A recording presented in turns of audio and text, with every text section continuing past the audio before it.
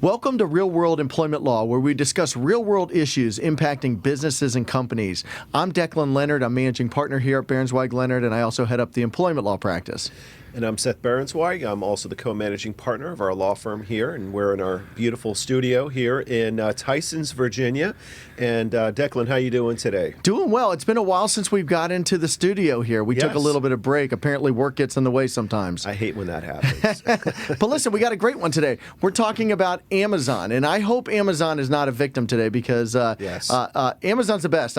We needed a badminton set for my daughter and I to play more. We were going to play badminton in the backyard. I ordered it yesterday. I think it's already here today. So I hope they are not a victim in today's case. I would never be able to buy anything without Jeff Bezos, so I just want to make that clear. Thank you, Mr. Bezos. Yes, we love you. Of course.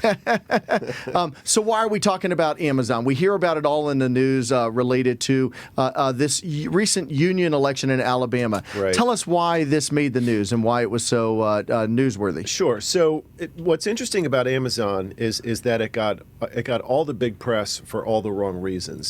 It is correct, and it has been correct for the mainstream media to say that the Amazon union vote was a really, really big deal, but actually for reasons that were different than covered, and there's some misconceptions that in terms of the front end of the story, in terms of what happened leading to the vote, and then the back end in terms of the unsuccessful vote and what it means for corporate America, and just to jump right in.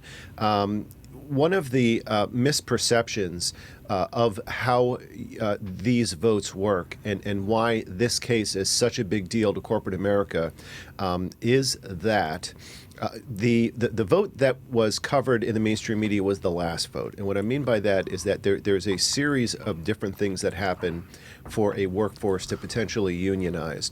So why are we, Seth, not to interrupt, go ahead. Why are we talking about unions in the first place?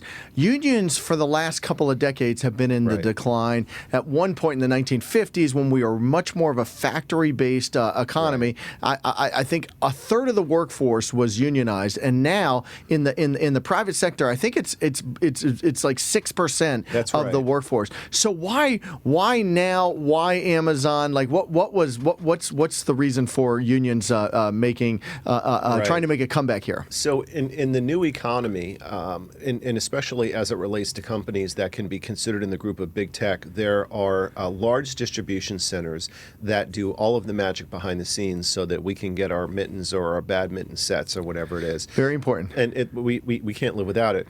And the reality is that you have a huge market cap. The top 5 tech companies as publicly traded securities really represent a very significant chunk of all publicly traded securities. But more to the point, you have this proliferation and this growth where you have different kinds of employees that could now be more subject to a union conversation. So, for example, when you talk about Walmart, which is the largest private employer in America, and Amazon, which is the second largest private employer in America, they have large warehouse facilities where there are people who have been starting to have union-based conversations. It's become more relevant, it's become more topical, it's become more prevalent in conversations from the president and the Senate, given with the new administration. And as we'll discuss, even tech companies, including government contractors in and around the Washington, D.C. area, are having more of these conversations. So it's very relevant.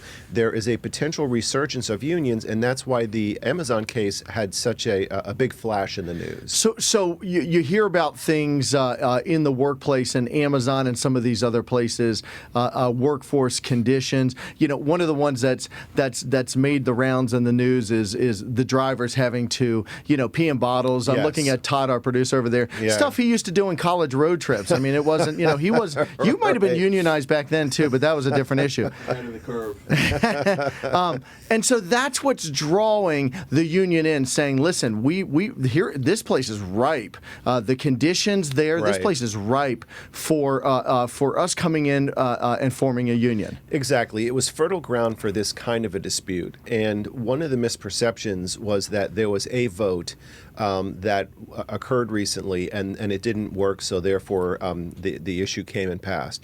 And that's not correct. First of all, the issue of unionization extends to just about all companies as a potential force. You could have that facility in Alabama had almost 1,000 employees.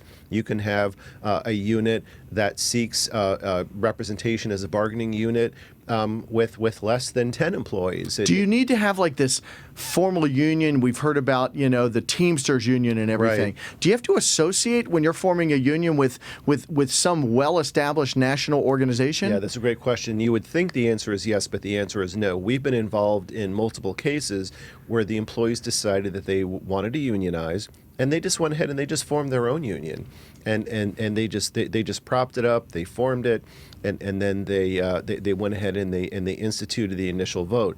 So not only is it not hard for employees to begin to unionize by even just going ahead and forming their own union, which they can probably do in a day or two, but they don't need a majority vote.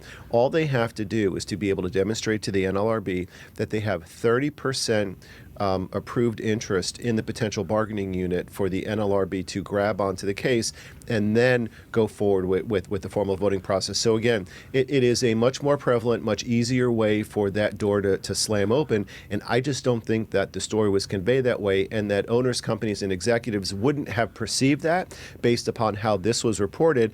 But given the fact that we're in a new administration and that this has become a very hot button political issue, this is something that's really become a really hot topic today. So in other words, in order to get the ball rolling for forming a union, you don't need to have a majority. And I think in this case, the union that was trying to organize in Alabama for Walmart, right, I think they had 35% interest, and they got over the threshold of 30% interest. So you get that initial cards that says, hey, we're interested in this, and you got to get at least 30%. They got 35%, so they barely made it over the threshold. This was not an overwhelming show of interest. This is Amazon, right? Yes. Right. So Amazon did, by not a huge margin, break the 30% threshold of interest.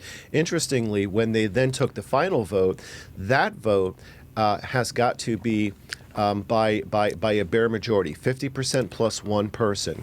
And they stayed at roughly the low 30% range on the final vote. In fact, a lot of people didn't even bother to vote. So it's a very interesting conclusion that showed that there was really not very much support for the union. It was like 2-1, I think. Yes. 2-1 against forming the union in Alabama. That's right. So that should be the end of the case. I mean, unions, nice try, coming back from the dead, and guess what? You're gone. Is that the lesson we've learned here from Amazon? Well, no. First of all, there's the union folks are just kind of making some noise and saying that they're going to contest it as an unfair election, saying that it was an unfair bargaining practice or an unfair labor practice because of supposed union busting. And you hear this phrase, union busting. Again, mainstream media coverage, not correct. There was no union busting. Amazon was aggressive, and Amazon leaned forward in terms of trying to advocate against the union, but employers are allowed to talk about facts, they're allowed to express opinions, they're allowed to advocate their position and to treat it as a political campaign. So Amazon, although they were aggressive, they did not engage in union busting. One of the other misconceptions about this case is that the media took this as a one and done. In other words, they're saying, well, it looked like there was going to be a resurgence of union activity in America, but it didn't work. This is the canary in the coal mine. We're living in a new age right now. We have a new administration. We have new folks in Washington. We have continued increase in automation and AI in the workforce. There's going to be continued pressure within corporate America for employees to easily form their own union. And there is continued pressure in Washington, including in the Senate, where you can see the Bernie Sanders and the Elizabeth Warrens of the Senate and the world coming in and really playing a very large vocal role. This was not the the end of the story. I think that this was really just the beginning of the story, and looking at it correctly is going to be important so that corporate America understands what's really going on here. So you mentioned the new administration, the Biden administration, Right. who is not shy in touting, their support for unions. Sure. And so there's this concept that's thrown around a lot. They're trying to pass this thing called the PRO Act, which is Protecting the Rights to Organize Act, and it's basically a very pro-union law. The House has passed it. Basically, they don't see much hope for it ever to be signed in the Senate. Right. If it ever got past the Senate, President Biden has said he would sign it.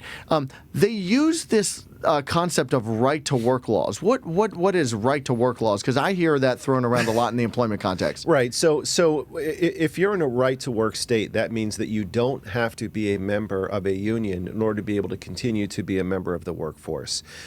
There have been pushes by some very prominent, high-level officials in Washington to wipe out the right to work element, including in Virginia, here in Virginia, which means that if a workplace unionizes, then the collective bargaining agreement efforts have to really envelop everybody. Yeah, you're forced into a union That's when exactly you're right. not in a right to work state. That's right. D.C. and Maryland are not right to work states. Virginia is, but Virginia's changing. It's probably going to change. Yeah, it's changing. Right Yeah. now, they have not had success. It has not made it out of, but there have been efforts to do so. There still is a majority of states that are right to work states. There is a push under this PRO Act that would sort of act to sort of wipe out the ability of states to override that and be right to work states. So it really would be Right. a union compulsory type regime that we had set up in the United States. That's exactly right, and that's why the Amazon case is really more of a warning rather than a conclusion, because it shows that there is a definite change in the business climate and the political climate in America, which is a warning to companies. And really, when you talk about dealing with workforce issues, that kind of raises a question in my mind that I wanted to run by you. Obviously, you're talking about HR management issues here, because at the end of the day, you're dealing with employee concerns, grievances, pressures.